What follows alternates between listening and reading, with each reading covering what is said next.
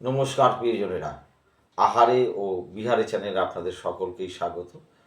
আজকে আমাকে পরিবেশন করেছে শোলা কচুর ঘন্ট। আসুন জেনে নিই কী কী উপকরণ দিয়ে এই শোলা কচুর ঘন্ট তৈরি হয়েছে। প্রিয়জনেরা, প্রথমে শোলা কচুটাকে ভালো করে ছুলে নিয়েছি, ছুলে ধুয়ে গ্রেটারে গ্রেট করে নিয়েছি। তারপরে একটা কড়াই বসিয়েছি গ্যাসে, ওর মধ্যে সর্ষের তেল দিয়েছি, কালো জিরে ফোড়ন দিয়েছি, আর কাঁচা লঙ্কা কুচি দিয়েছি, পেঁয়াজ কুচি দিয়েছি, রসুন কুচি দিয়েছি। দিয়ে একটু নাড়াচাড়া করে ওটাকে যখন লাল লাল হলো, তারপরে ওই যে গ্রেট করে রেখেছিলাম শোলা কচু, ওটাকে কড়াইতে দিয়ে দিলাম। দিয়ে একটু নাড়াচাড়া করলাম। তারপরে স্বাদ মতো নুন দিলাম, পরিমাণ মতন হলুদ দিলাম, আর স্বাদ বাড়ানোর জন্য সামান্য একটু চিনি দিয়েছি।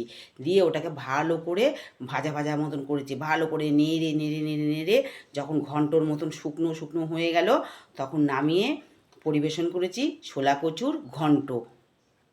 তাহলে আজকে আর দেরি না করে আমি এটা আর স্বাদ নিয়ে আপনাদেরকে জানাচ্ছি কেমন হলো খেতে। কই দেখি দাও,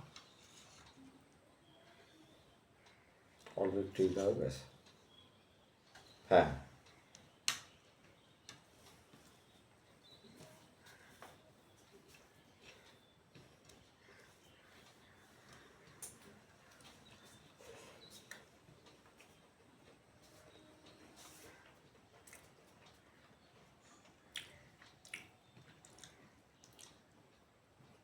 আর একটু খেয়ে নিই।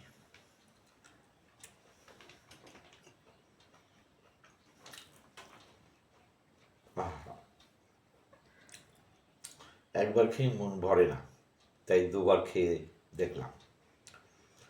এক কথায় অতীব সুন্দর।